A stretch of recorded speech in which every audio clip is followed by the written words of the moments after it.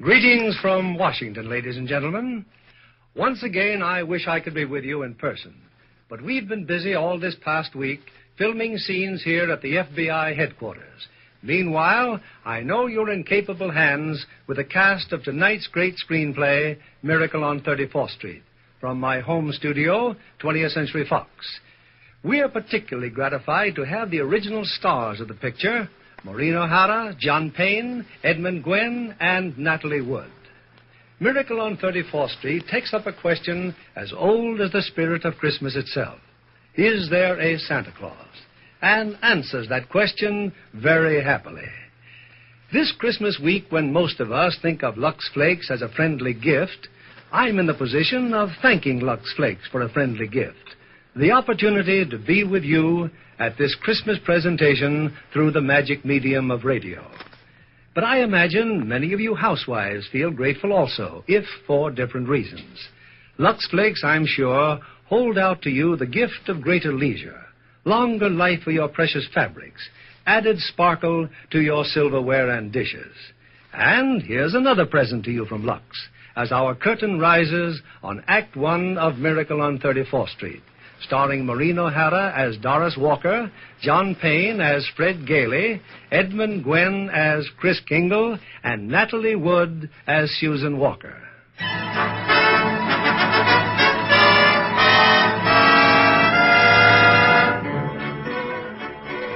It's Thanksgiving Day in New York City. On Fifth Avenue, adjoining Central Park, an annual event is being joyfully awaited. The spectacular parade presented by Macy's Department Store to herald in the Christmas season. A little away from the crowd are two of Macy's public relations experts. He's simply wonderful, Mrs. Walker. Just look at him on that float. The most realistic Santa Claus we've ever had. Why, he didn't even need any padding, did he? Padding? Well, didn't you notice his tummy? So round, so firm, so fully packed.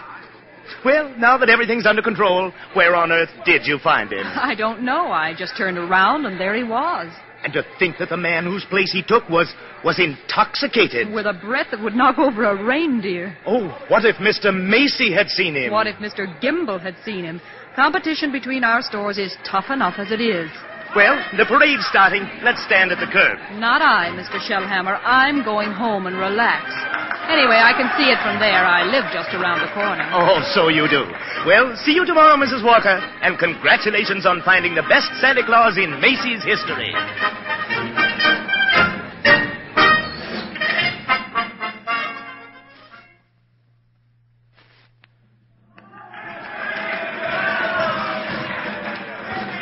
Certainly is a wonderful parade, Susan. Just look at that clown. Gosh, what a giant. Giant, Mr. Gailey? There are no such things as giants. Well, not now, maybe, but in olden days there's... Really, Mr. Gailey? And you a lawyer? Well, what about the giant that Jack killed? You know, Jack and the Beanstalk? Everybody knows that's a fairy tale.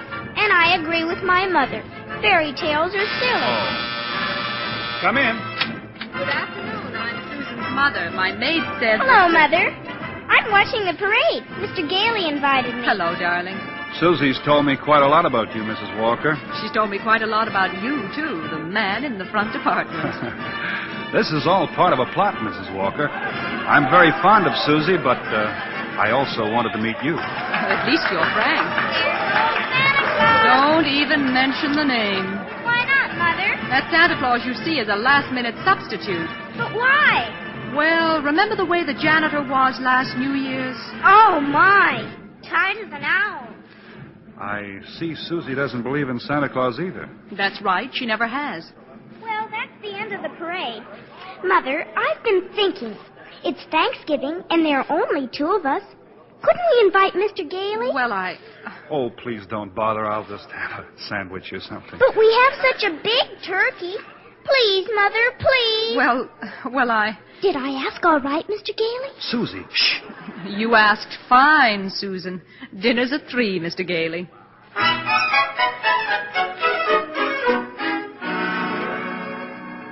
Hello? Mrs. Walker? Yes, Mr. Shellhammer? Your maid said you were at Thanksgiving dinner, but I just had to tell you, your Santa Claus was stupendous. Well, thank you.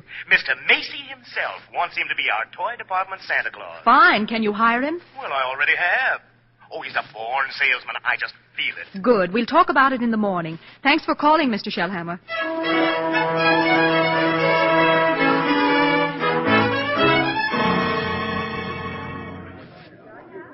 Here he is, Mr. Shellhammer. Here's Santa Claus. Thank you, Alfred. Thank you. Good morning, Santa Claus. Good morning. Now, before you go to the toy department, here's a list of toys that we have to push. You know, things we're overstocked on. Now, you'll find that a great many children will be undecided as to what they want for Christmas. Now, when that happens, you immediately suggest one of these items. You understand? I certainly do. Fine. Now, take the list, and Alfred here will show you to your throne in the toy department. And don't forget, you're working for Macy's.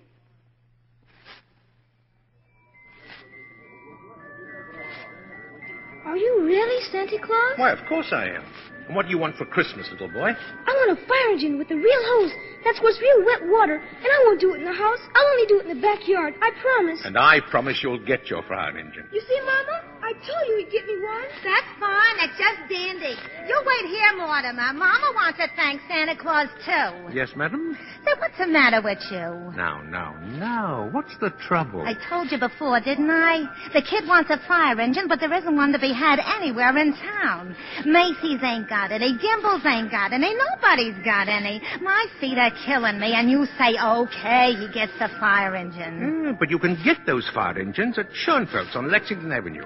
Only $4.50. Wonderful bargain. Schoenfeld? Hey, I don't get it. Oh, I follow the toy market very closely. Macy's sending people to other stores? Are you kidding? Well, the one important thing is to make the children happy, isn't it?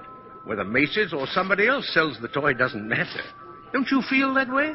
Who, me? Yeah. Oh, yeah, sure. Only I didn't know Macy's did. I don't get it. I just don't get Who's it. next, please? Right this way to see Santa Claus. All right, little girl. You're next. Well, of course, little girl. You want some roller skates? Well, you shall have them, too. Oh, Mama, he's going to bring me some roller skates. You had some fine skates here at Macy's, haven't you, Santa Claus? Oh, they're good skates, all right, but not quite good enough. Now, I left some really wonderful roller skates at Gimbel's. I'm sure Gimbel's have just what this good little girl wants. Mr. Shellhammer. Are you Mr. Shellhammer? Gimbel's. Gimbel's? That's just what he did say. Gimbel's. The sales lady said I should speak to you. Gimbel's. I just wanted to congratulate you and Macy's on this wonderful new stunt you're pulling. Imagine a big outfit like Macy's putting the spirit of Christmas ahead of the commercial. Well, from now on, I'm going to be a regular Macy customer. All right, Mortimer, we're going. Gimbel's.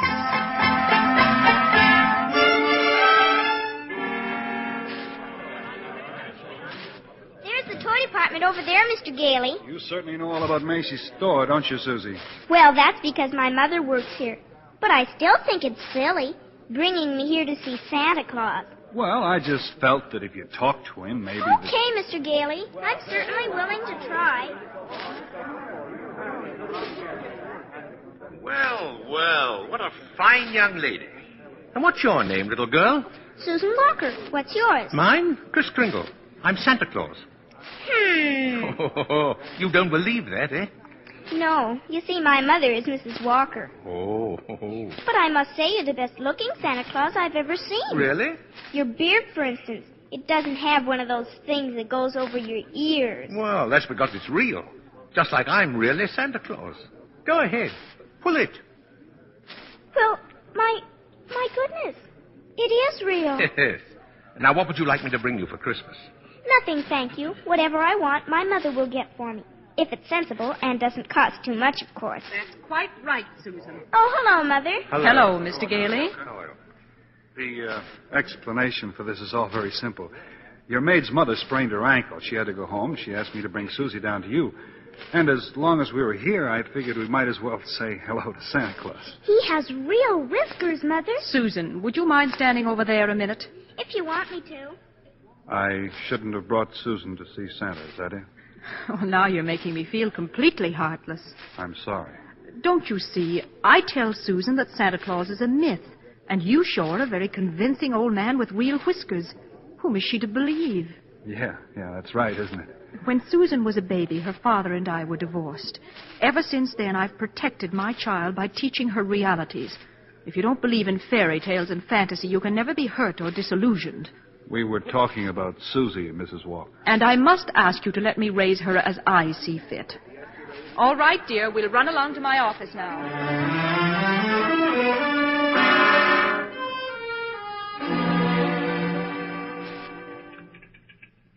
Alfred said you wanted to see me, Mrs. Walker. Oh, yes.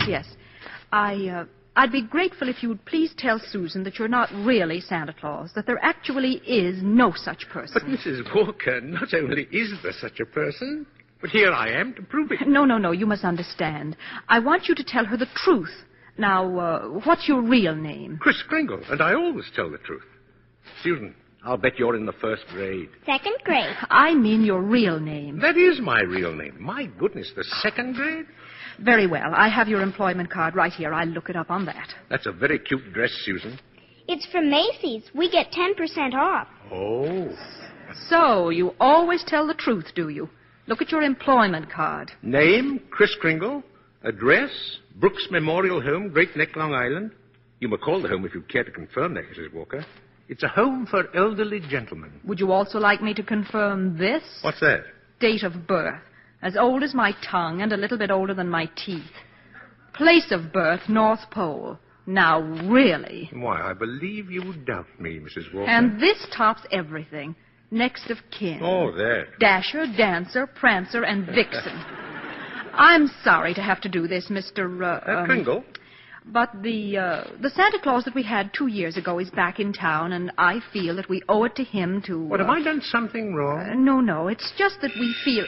Oh, excuse me. Hello? This is Mr. Shellhammer, Mrs. Walker. Drop whatever you're doing. Mr. Macy wants to see us immediately. Oh, I'll be right up. I'm afraid I'll have to be very abrupt with you. I have to see Mr. Macy. You'll be paid for the full week, Mr. Kringle, and I'll send your check to that address. Come right in, Mrs. Walker, Mr. Shellhammer. Thank you, Mr. Macy. Now, about this new policy you two initiated. Oh. Macy's Santa Claus sending customers to Gimbel's. I can explain everything, Mr. You don't Macy. have to explain a thing. Just look at my desk. 42 telegrams and over 500 phone calls. Grateful parents expressing undying gratitude to Macy's department store. Well, you don't say. From now on, not only will our Santa Claus continue in this manner, but every salesperson in the entire store. You mean if we haven't got what the customer asks for, we're to send him where he can get it. No high pressuring, no forcing a customer to take something he doesn't really want. I think that's wonderful, Mr. Macy. We'll be known as the helpful store, the friendly store, the store that places public service ahead of profits. And, consequently, we'll make more profits than ever. As for you, Mrs. Walker and Mr. Shellhammer, you'll find a more practical expression of my gratitude in your Christmas envelopes. Oh, thank you. And tell that wonderful Santa Claus I won't forget him either. Matter of fact, I'll tell him myself in the morning. Yes, indeed, Mr. Macy. Good night. Good night. Good night, Mr. Macy. And thank you again, sir. Imagine a bonus. Yes. Well, what's the matter with you? Mr. Shellhammer, I just fired him. Who? Santa Claus. Oh, no. No, you couldn't have. But I did. He's crazy, Mr. Shellhammer. He really thinks he is Santa Claus. I don't care if he thinks he's the Easter Bunny. Find him. Oh, no.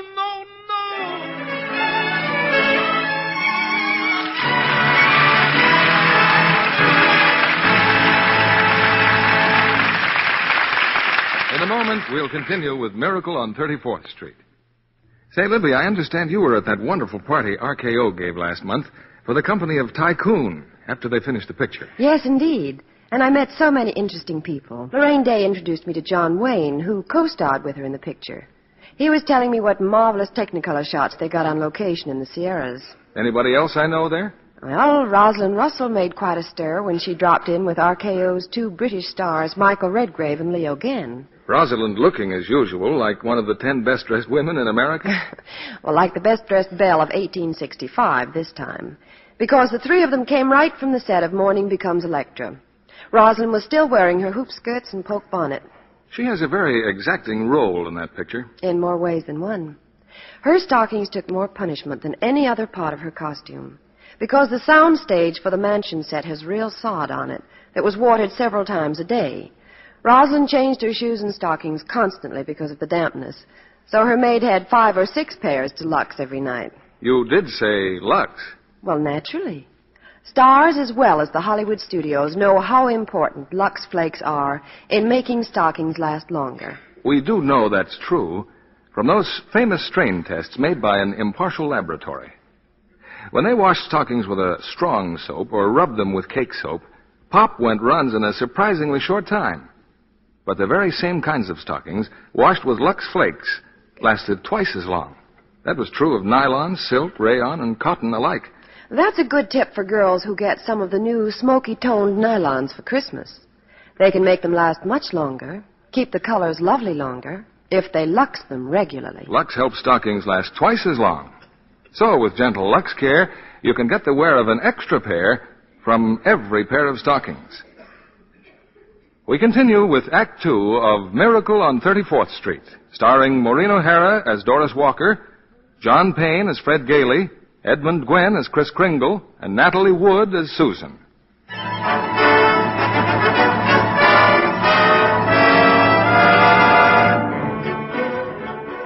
It was a frantic few hours that Doris spent last night rushing out to the Brooks Memorial Home in Long Island and assuring Kris Kringle that Macy's wanted him back as Santa Claus. So Kris is again presiding over the crowded toy department. While in her office, Doris and Mr. Shellhammer... Don't you understand, Mr. Shellhammer? That old man with the nice white whiskers insists that he is Santa Claus. He's out of his mind. What if he should have a fit or something? Oh, no, I've got to tell Mr. Macy. But maybe he's only a little crazy. Anyway, you can't be sure till he's examined. We'll send him to Mr. Sawyer. Sawyer? In personnel. He's paid to examine employees, isn't he? Now, by the way, what do you think of this? What is it? A full-page ad Macy's is running in tomorrow's newspapers. Macy's is running it. But it's all about the other stores, Gimbel's and Saks. I know. Mr. Macy's idea to help our customers find what they want. Revolting, isn't it? That Santa Claus certainly has started something. Oh, well, I'll get hold of him in his lunch hour and I'll send him up to Mr. Sawyer.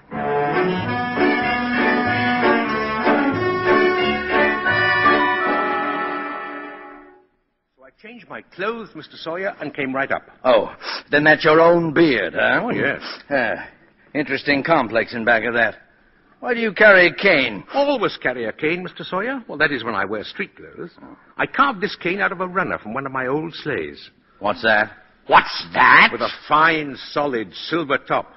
Who was the first president of the United States? Oh, give me a difficult one. Like who was vice president under John Quincy Adams? I'm conducting this examination. The answer is Daniel D. Tompkins. You're a rather nervous man, aren't you?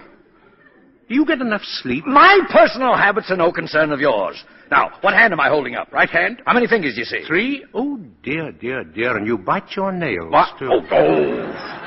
Stand up now. Feet together, arms extended. Muscular coordination test? I've taken dozens of these tests. Mr. Sawyer, are you happy at home? That will be all, Mr. Kringle. The examination's over. Thank you. And it may interest you to know that I've been happily married, very happily, for 22 years. Very happily married. Delighted to hear it. Bye, Mr. Sawyer. Bye. Miss Prawn. Yes, sir. Get Mrs. Walker on the phone. Yes, sir.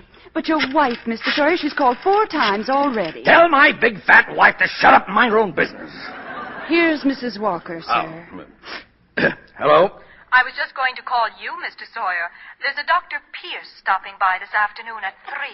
Who's Dr. Pierce? He's the physician at the Brooks home. I thought we might discuss Mr. Kringle's case with him. Well, there's hardly any point in discussing it, Mrs. Walker. Obviously, the old man should be discharged.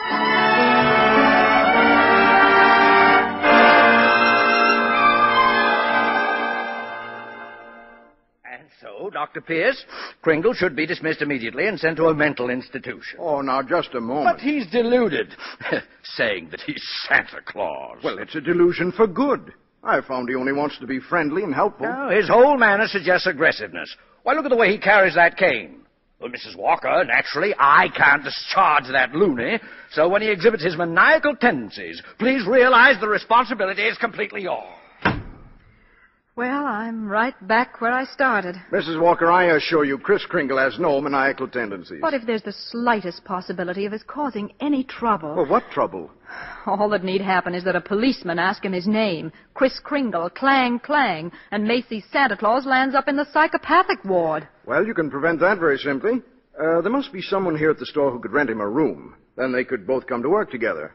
I'd just as soon he avoided that long train ride to Long Island anyway. You mean sort of take custody of him? Yeah. Do you think Mr. Kringle would agree to that? Well, I'm sure he'll agree. Well, in that case... Now, let's see. Who do I know who could rent him a room?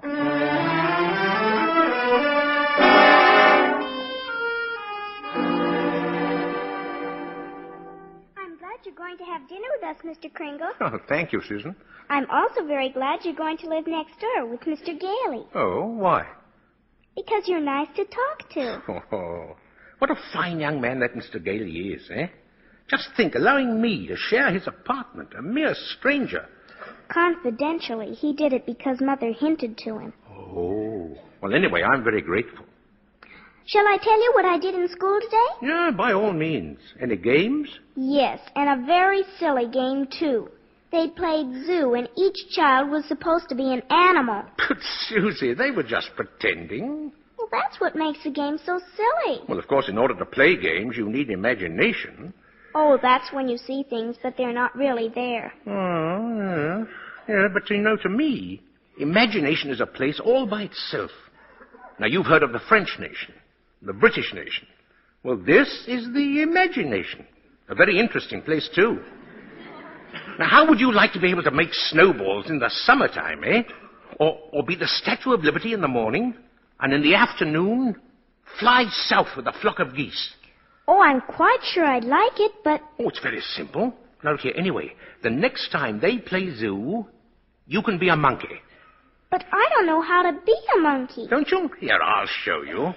Now, first you bend over a little, like this, see?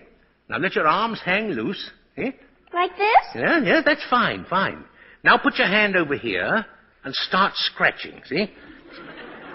That's excellent, Susan, excellent. That's as fine a bit of scratching as I've ever seen. Well, now start chattering. Chattering? Yes, chattering. Listen, now.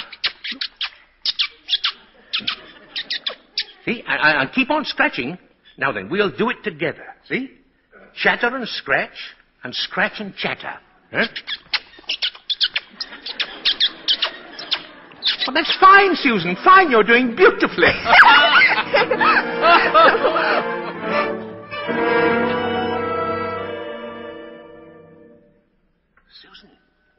Susan, you still awake?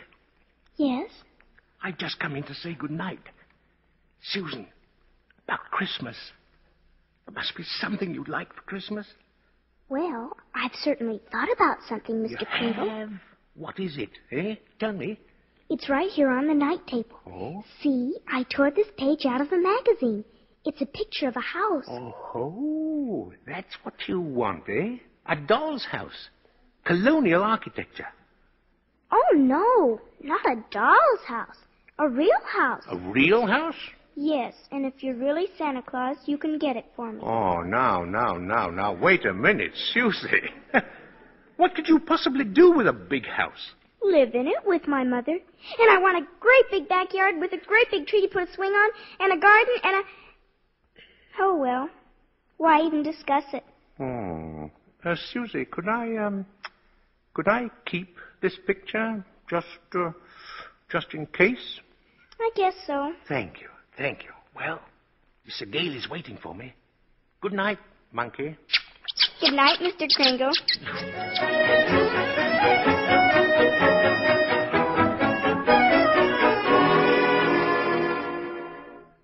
Take whichever bed you want, Mr. Kringle. Oh, you're very kind, really. Tell me, Mr. Gailey, just what do you do for a living?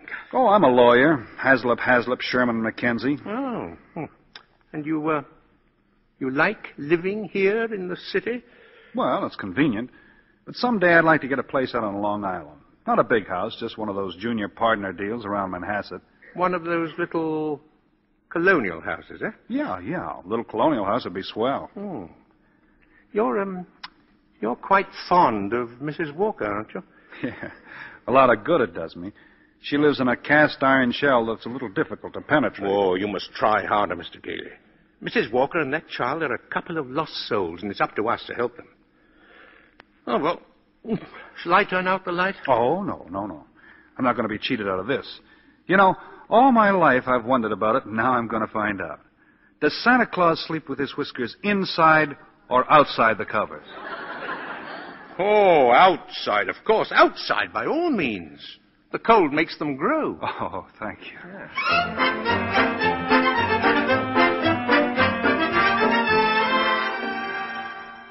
Oh, come in, Mrs. Walker. Come in. Thank you, Mr. Macy. I've just heard something very exciting. You have? Well, let me tell you something very exciting.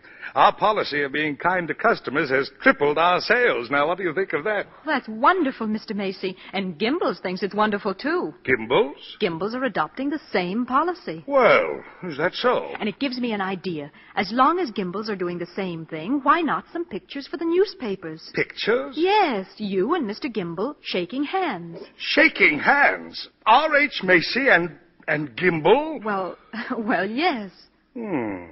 Yes, why not? With Santa Claus, it's a great idea, Mrs. Walker. Macy and Gimbel, shaking hands.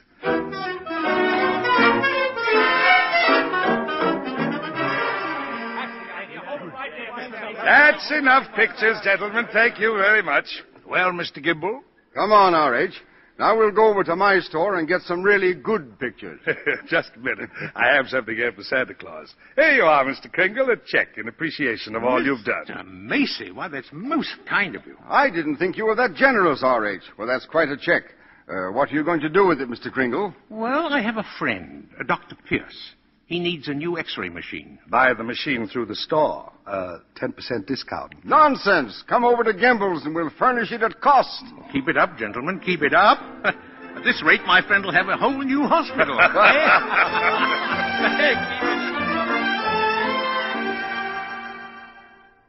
How did the pictures turn out, Mr. Kringle? Oh, fine, Alfred, fine. How about a game of checkers during lunch? No, not today, Chris. I don't feel so good. Huh? What's the matter, Alfred? Oh, nothing much.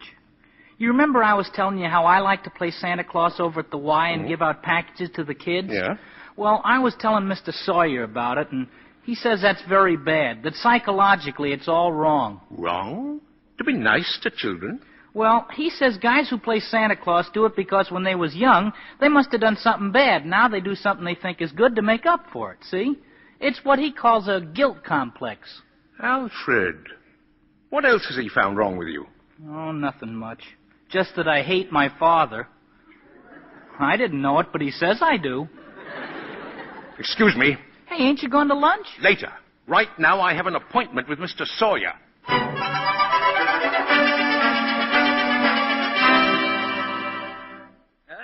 What do you mean breaking into my office like this? Are you a licensed psychiatrist? What business is it of yours? I have great respect for psychiatry and great contempt for meddling amateurs who go around practicing it. Shut up! You ought to be horsewhipped. Taking a boy like Alfred and filling him up with complices and phobias and... I think I'm better equipped to judge that than you. Just because Alfred wants to be kind to children, you tell him he has a guilt complex. Having the same delusion you couldn't possibly understand. And don't you wave that cane at me. Either you stop analyzing Alfred or I'll go straight to Mr. Macy and tell him what a contemptible fraud you are. Get out of here. Get out of here before I have you thrown out. There's only one way to handle a man like you. Well, maybe this'll knock some sense into... Oh, my head, oh. Good day, Mr. Sawyer. Oh, Miss Prawn, get me the police, get me Mrs. Walker, get me the psychopathic ward at Bellevue Hospital.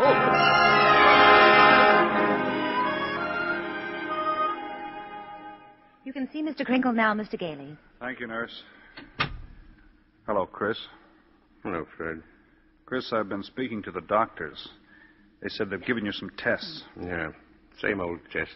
Except this time you failed to pass them. Chris, you deliberately failed them. Why? Because I had great hopes, Fred. I had a feeling Mrs. Walker was beginning to believe in me.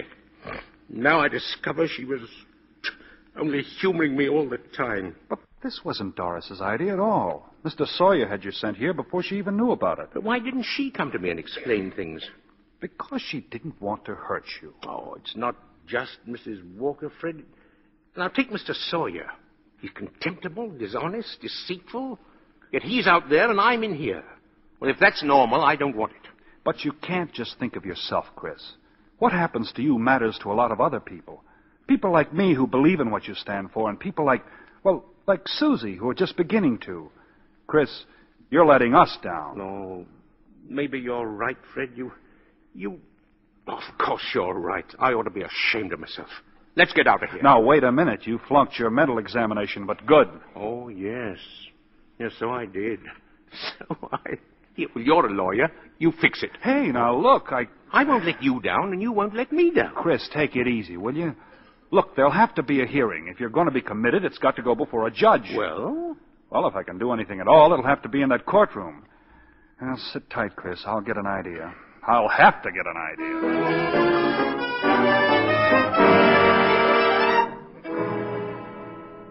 You sent for me, Mr. Macy. I certainly did, Mr. Sawyer. I brought my family to the toy department to see our Santa Claus. And our Santa Claus isn't there. He's in Bellevue. Yes, Mr. Macy. Because he's a lunatic. Yes, sir. Lunatic. Lunatic, my foot.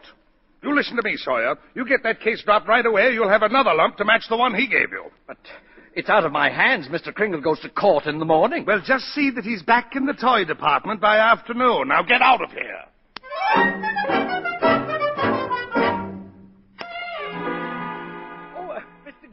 Mr. Gailey. Yes? I've been looking all over for you. I'm Mr. Sawyer. Oh, so you're Sawyer. Yes.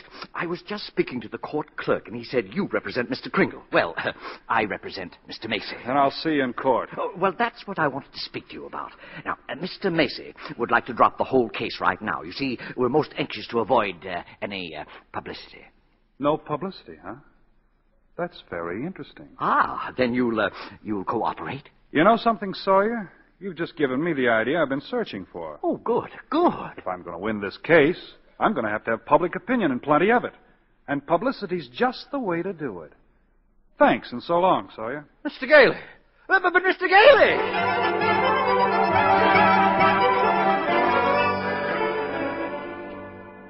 Look at these newspapers, Chris. Here, Evening Dispatch. Doctors doubt sanity of Santa who launched goodwill campaign. Oh, my. Daily Bulletin. Macy's Santa Claus to have lunacy hearing. What's this one? New York Star. Is Kris Kringle crazy? Court case coming? Kiddies cry calamity? You've driven the United Nations clear back to page 5. Get a good night's sleep, Chris. We go before Judge Harper at 10 tomorrow morning. Okay.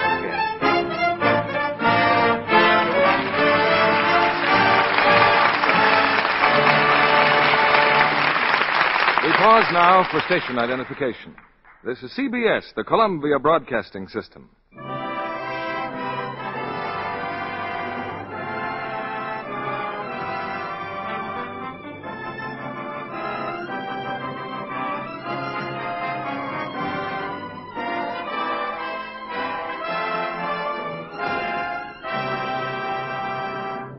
We'll return with Miracle on 34th Street in a moment.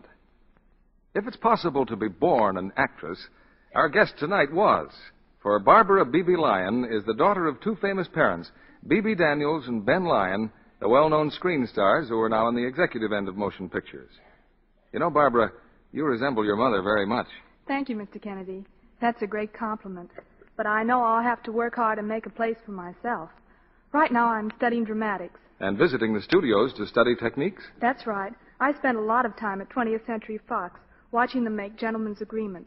Dorothy McGuire is so natural. She's marvelous. And Gregory Peck turns in one of his finest performances in that story of present-day intolerance. Yes, and I was interested in Celeste Holm, too, because she plays her first straight dramatic role in Gentleman's Agreement. Afterwards, she asked me to tea in her dressing room. But an uninvited guest almost spoiled the party. Who was that? Gregory's dog, Perry. He's such a pet. He thought he was invited, too, and in his enthusiasm bumped Celeste's elbow, and she spilled cream over her lovely negligee. But, and this is why I'm telling you the story, Mr. Kennedy, Celeste wasn't a bit disturbed. She just handed the robe to her maid and told her to LUX it right away. She couldn't give it safer treatment. Studio wardrobe departments specify LUX care for everything safe in water alone. So do Mother and I. Since she's been back from England, where Mother and Dad spent the war years, we've been splurging on lingerie. But it really doesn't seem extravagant because nice things last so long with Lux Care. Lux Care actually does keep underthings lovely 3 times as long. So any girl who gives her underthings Lux Care can have 3 times as many without spending a bit more. Instead of just replacing underthings that have grown faded and old-looking from wrong washing, she can buy extra new ones, soon have 3 times as many, because they stay lovely 3 times as long. Thank you for coming tonight, Barbara Lyon.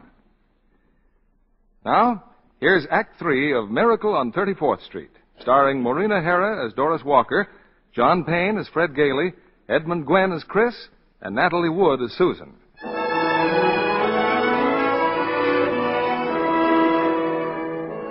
For a few weeks, a jolly elderly gentleman named Kris Kringle has been working minor miracles as the Santa Claus of Macy's department store. But now his sanity has been seriously questioned. And in a crowded courtroom, Judge Harper listens patiently as the assistant district attorney summons Kris to the witness stand. Now, this is not a trial, Mr. Kringle. It's just a hearing, so you don't have to answer any questions. Now then, where do you live, please? Well, it seems to me that's what this hearing will decide, won't it? Mr. Kringle, do you believe that you are Santa Claus? Of course I do. That's all, Your Honor. The state rests its case. Well, Mr. Gailey? Your Honor, Mr. Mara contends my client is not sane because he believes he is Santa Claus. An entirely logical conclusion. Anyone who thinks he's Santa Claus is crazy. Your Honor, you believe yourself to be Judge Harper, yet no one questions your sanity because you are Judge Harper, do they? Mr. Kringle is the subject of this sanity hearing, not I. Very well, Your Honor. But I intend to prove that Mr. Kringle is Santa Claus. Mr. Mara, I thought you said this was a cut-and-dried sanity hearing. I thought it was, Your Honor. In the view of Mr. Gailey's statement, I'll have to review the entire background of this case. Court's adjourned till tomorrow morning.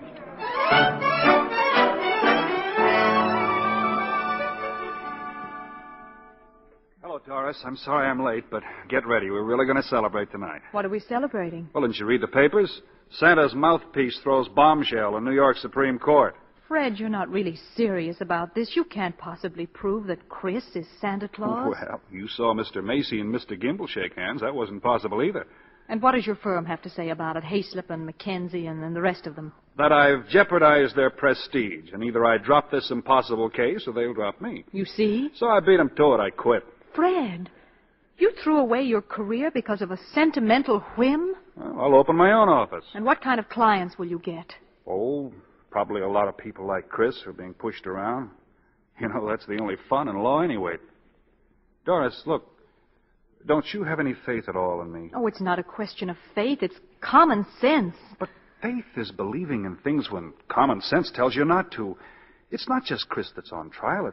It's everything he stands for. Human kindness and love. Fred, listen. We've seen a lot of each other the last couple of weeks. I've become very fond of you. We've talked about some wonderful plans, haven't we? And then you do this. You go on an idealistic binge, throw away your security, and you expect me to be happy about it. I expect too much. Is that it? Well, that's that, I guess. Good night, Doris.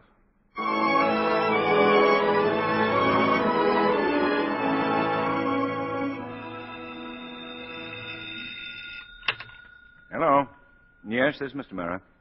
Well, can't I wait till tomorrow? I'm eating Who's been subpoenaed? Well, how do you think I feel about it? I'll see you tomorrow.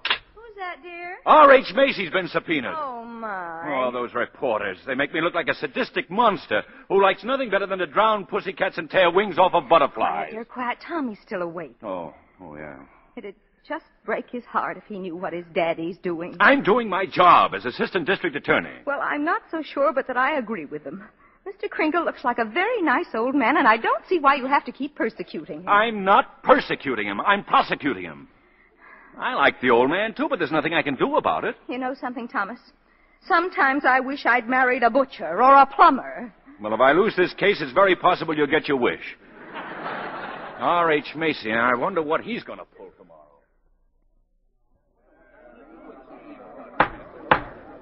Proceed with the witness, Mr. Gailey. Now then, Mr. Macy, if you recognize the defendant, please tell us who he is. Kris Kringle, of course. Do you believe him to be of sound mind? Sound mind? I wish I had a dozen like him. Mr. Macy, you're under oath. Do you believe that man is Santa Claus? Well, now, that's rather a delicate... Careful, R.H. Just think of those headlines tomorrow. Macy admits his Santa Claus is fraud. You keep out of this, Kimball. What did you say? Nothing, Mr. Mara. Well, I wish you would. Is that man Santa Claus? Yes. In my opinion, he most certainly is. Your Honor, there is no such person as Santa Claus, and everybody knows it. Can you prove there isn't any? I won't even try. I'll not waste the court's time with such childish nonsense. Your Honor, the prosecution requests an immediate ruling from this court. Is there or is there not a Santa Claus?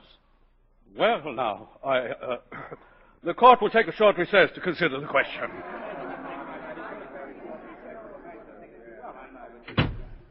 Hello, Henry. Why, Charlie, what are you doing here? Can't an old friend visit you in your chambers? And if you ask me, you never needed a friend like you do now. This Kringle case? Well, I certainly don't see what they're making such a fuss about. Henry, that's Santa Claus you got out there on trial for lunacy. This case is dynamite, and you're coming up for re-election soon. Charlie, you know what happened last night? Martha brought the grandchildren over. They wouldn't kiss Grandpa. They wouldn't even talk to me. There, you see what I mean? If you rule there is no Santa Claus, you better start looking at that chicken farm right now. I'm a responsible judge. How can I seriously rule that there is a Santa Claus? Because of what happens if you don't. The kids read about it, and they don't hang up their stockings. Now, what happens to all the toys that are supposed to be in those stockings? Nobody buys them. The toy manufacturers have to lay off employees. By now, you've got the AFL and the CIO against you. They're not going to say it with votes, eh? Oh, the department stores are going to love you, too. Yes, sir, Henry. And what about the Salvation Army? They got a Santa Claus in every street corner, and they take in a lot of money to help the poor. But go ahead, Henry. You go in there and rule there isn't any Santa Claus. But if you do, you can count on getting just 2 votes. Your own and that district attorney's out there. 1 vote, Charlie. He's a Republican. Oh, well, let's get this over with.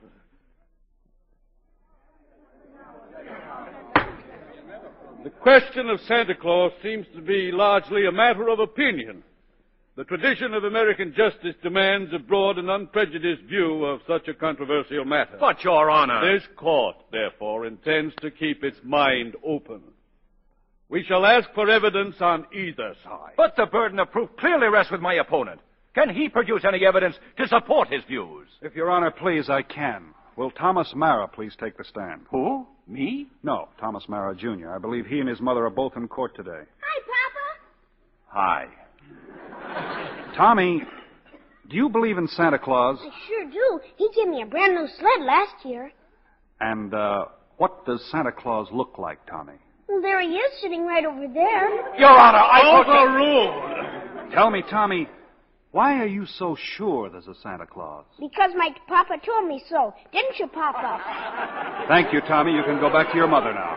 See you later, Papa. You certainly will. Your Honor! Don't forget, Santa Claus. This year I want a football helmet. Don't worry, Tommy. You'll get it. Mr. Kringle, if you don't mind. I'm sorry, sir. Your Honor, the state of New York concedes the existence of a Santa Claus.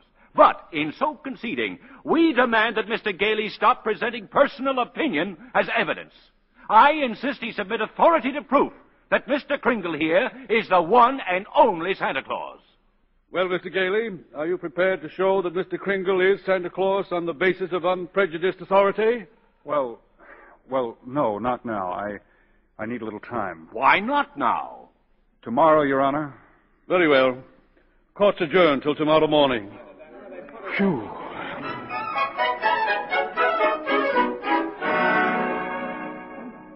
Now come, Susan, dear. Finish your supper. But I can't, Mother. All those things they're saying in the newspapers about Mr. Kringle and Mr. Gailey. Susan, they're having this trial because he says he's Santa Claus. But he's so kind and nice and jolly. He's not like anyone else I know. He must be Santa. You know something? I think perhaps you're right. Is Mr. Kringle sad now, Mother? I'm afraid he must be. Then I'll write him a letter. Maybe that'll make him feel better. I'll cheer him up and I'll tell him I believe him.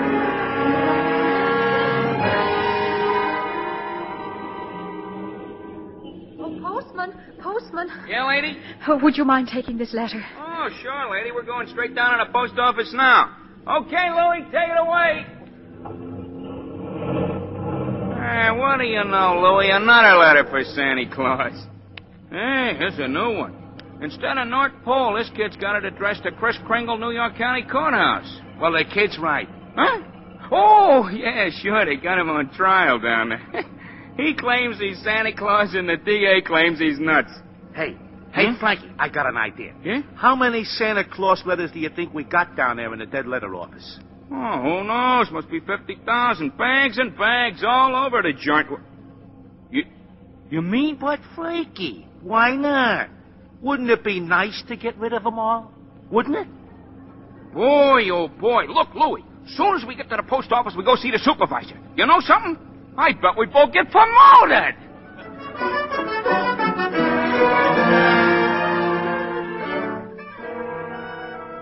And since the defense has been unable to submit one shred of proof that Chris Kringle is the one and only Santa Claus, and since tonight is Christmas Eve, I ask, Your Honor, that this hearing be terminated without further delay. I protest, Your Honor. I do have evidence. 5 minutes ago, you said you didn't. During Mr. Mara's oration, the bailiff handed my client the evidence I refer to. What evidence? This letter, Your Honor.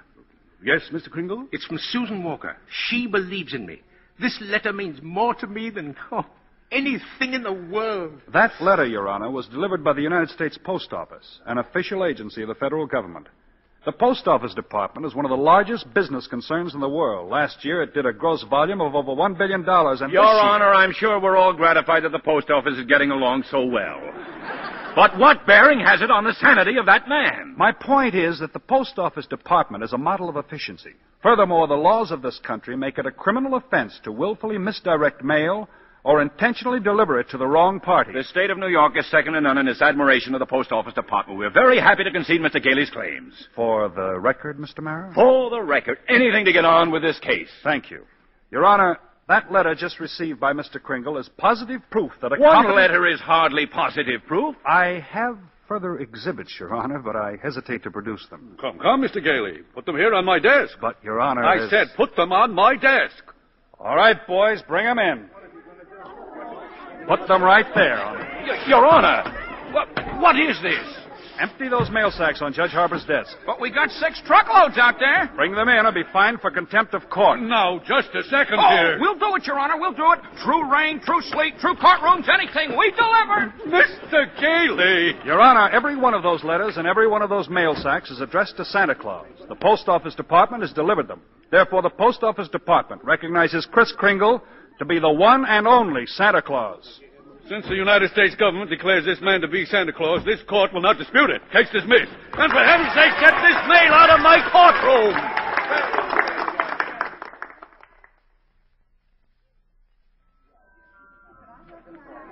So as soon as I got out of court, I came straight to Macy's to see you, Doris. Oh, Chris, I'm so glad you won. Well, we're having a big Christmas party at the Brooks home tomorrow morning.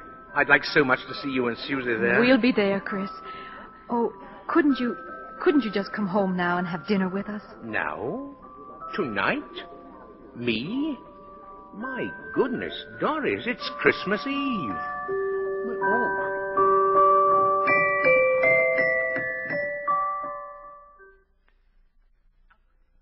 Alfred, look. Look who came all the way out here to the home just for our Christmas party. Chris, it's Mr. Macy. Mr. Gimble, too. Oh, excuse me, Alfred. Mrs. Walker and Susie have to leave now, and I don't want to go without my seeing. But, Susie, darling, you got so many presents. That's the one I wanted. That's the one Mr. Kringle was going to get for me. Well, what was it? It doesn't matter. I knew I wouldn't get it, but I thought he'd at least tell me why. Susie, I'm sorry, Susie. I tried my best, You but couldn't get it because you're not Santa Claus. Susan! Just a nice old man, like Mother said. But I was wrong when I told you that. You must believe in Mr. Kringle and keep right on doing it. You must have faith in him. But that doesn't make sense, Mother. Faith is believing in things when common sense tells you not to. Huh? I mean, Just because things don't turn out the way you want them to the first time, you've still got to believe in people. I found that Hello, out. Doris. Oh, Fred. Mr. Gailey! Oh, Mr. Gailey! Merry Christmas, Susie. Gosh, you just got here and we're just ready to leave. Oh, I've been here, and if you're ready to leave, I'll drive you home. Well, before you go, here's a map I've made for you. Now, you'll miss a lot of traffic. About 4 miles south, you'll see Ashley Avenue. That's the street you want. Ashley Avenue. Thanks, Chris. And a Merry Christmas to you. Merry Christmas to you, Fred. And to you, my dear. And to you, Susie. I believe, Mr. Kringle. I do. It's silly, I suppose. But I believe.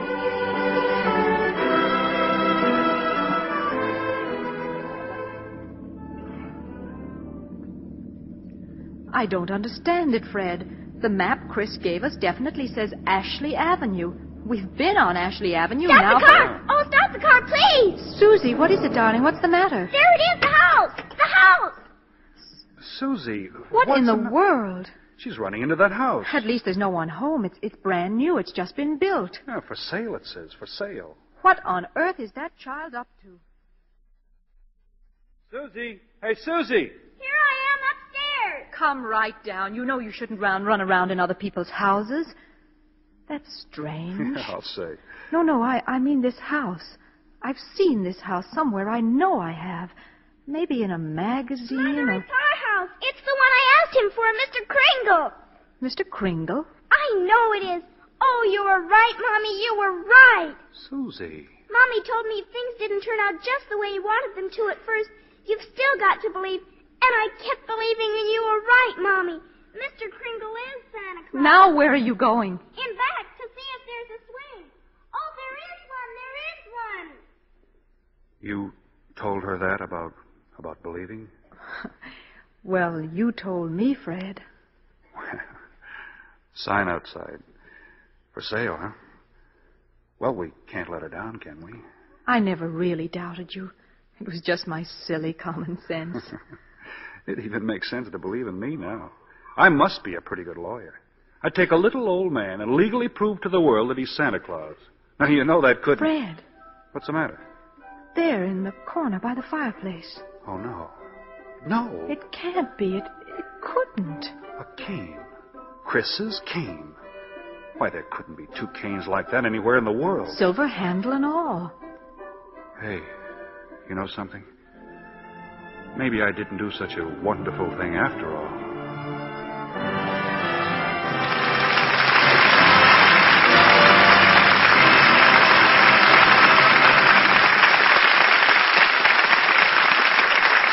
Our stars will return for their curtain calls in a moment. Let's look in for a moment on the Smiths. In a rash moment, Bill has offered to wash the dishes. Here's the Lux. Just shake a little in the dishpan. Hey there, that's enough. Oh, why be stingy? I like lots of suds. Well, so do I. But you'll get plenty with a little Lux. Hey. It looks just like a bubble bath. Dishcloth is there under the sink. You know, those suds won't flatten out either, like that stuff I used last week. You watch. Well, at least you used that other box up fast. I'll say. It's another reason I'm back to Lux Flakes. Why, I'll bet Lux does most twice as many dishes, because a little goes such a long way. Well, don't just admire those suds all night. Come back here and dry. Silly, that's a waste of time. Just rinse those dishes with hot water, and they'll dry by themselves. You know, I was just thinking, can I count this as my good deed for the day if I get dishpan hands for your sake? Dishpan hands, nothing. You won't get red, rough hands with Lux Flakes in the dishpan. See? What's wrong with mine? Not so bad. Not so bad. Next time you do the dishes. Well, ladies, if your husband doesn't do the dishes, the next best thing is to do them yourself with Lux Flakes in the dishpan. You'll avoid dishpan hands. In fact, if strong soaps have been making your hands red and rough, just change to Lux Flakes and see how soon your hands are soft and smooth again. Now, here's Mr. Keeley with our stars. Mr. Keeley in Washington, D.C., and our stars on the stage of the Lux Radio Theater in Hollywood. For a most delightful holiday performance, all our thanks to Maureen O'Hara, John Payne, Edmund Gwen, and Natalie Wood, who return to the spotlight for a curtain call.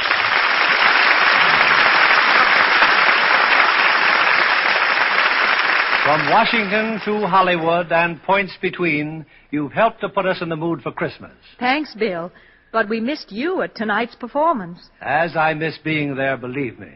But here in Washington, Edmund Gwenn sounded just as convincing as Santa Claus as he must have on your stage in Hollywood. Well, Bill, I wonder how many people knew that Teddy Gwen really was Macy's Santa Claus in their holiday parade. Is that right, Mr. Gwen? Yes, that's right, Natalie. In fact, I've been Santa Claus so much I'm beginning to really believe in myself. I don't wonder, Teddy. I'm certainly going to leave the latchkey in the mailbox for you Christmas Eve. No, just put a windsock in the chimney, Bill. You really plan to make the rounds on Christmas Eve, eh, Teddy? Well, you can't let millions of children down. You know, Mr. Gwen, you sound as if you did believe in Santa Claus. He's right, too. Didn't I just prove it? Well, why don't we leave it to the Lux Radio Theater audience? Yes. How about it, folks? Do you believe in Santa Claus? Well, that ought to reassure the children in the audience tonight. Tell us, Bill, how's the picture going down in Washington? Splendidly. In fact, if all's well, I'm happy to say I'll be back for our big New Year's show next Monday night. Something special, Mr. Keeley? Very special, Natalie. A musical hit to warm the hearts of every member of the family. Well, let's hear what gives, Bill. Sounds exciting. Exciting it is. A play and cast that's topped our list of listeners' requests. And our stars are the one and only Frank Sinatra, the lovely and talented singing star Katherine Grayson, and the ever-popular Gene Kelly. In Metro-Goldwyn-Mayer's great hit, Anchors Aweigh. I hope you have Frank singing the wonderful tunes from that picture, Bill. Yes, indeed. And Catherine and Jean, too. Sounds like a great way to finish out the old year, Bill. Congratulations. Good night. Good night. Good night. And Merry Christmas to all four of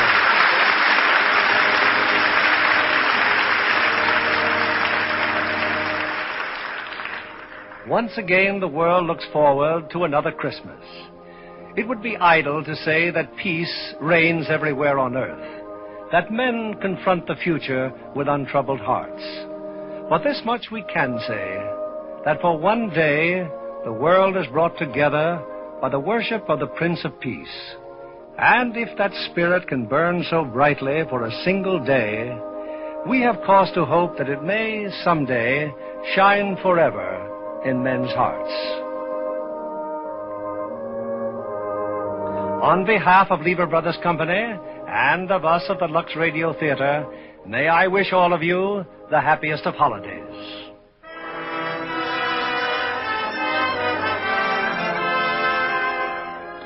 We invite you all to join us again next Monday evening when the Lux Radio Theater presents Frank Sinatra, Katherine Grayson, and Gene Kelly in Anchors Aweigh. This is William Keeley saying good night and Merry Christmas.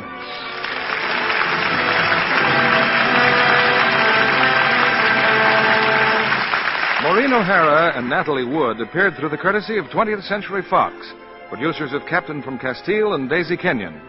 Edmund Gwenn appeared by arrangement with Metro-Goldwyn-Mayer, producers of Cass Timberlane, starring Spencer Tracy and Lana Turner. Heard in our cast tonight were Joseph Kearns as Sawyer, Alan Reed as Macy, Bill Johnstone as Mara, and Herbert Butterfield as Judge Harper. Our music was directed by Louis Silvers. And this is your announcer, John Milton Kennedy, reminding you to join us again next Monday night to hear Anchors Aweigh with Frank Sinatra, Katherine Grayson, and Gene Kelly. Pepsodent won by 3-1. Yes, in a recent survey, families throughout America compared new Pepsodent toothpaste with the brands they'd been using at home. By an overwhelming average of 3-1, they preferred new Pepsodent with Irium over any other brand they tried. They said new Pepsodent toothpaste tastes better, makes breath cleaner, makes teeth brighter. Yes, with families who made comparison tests, Pepsodent won by 3-1. Be sure to listen next Monday night to the Lux Radio Theater presentation of Anchors Aweigh with Frank Sinatra, Katherine Grayson, and Gene Kelly. Stay tuned for My Friend Irma, which follows immediately over most of these stations. This is CBS, the Columbia Broadcasting System.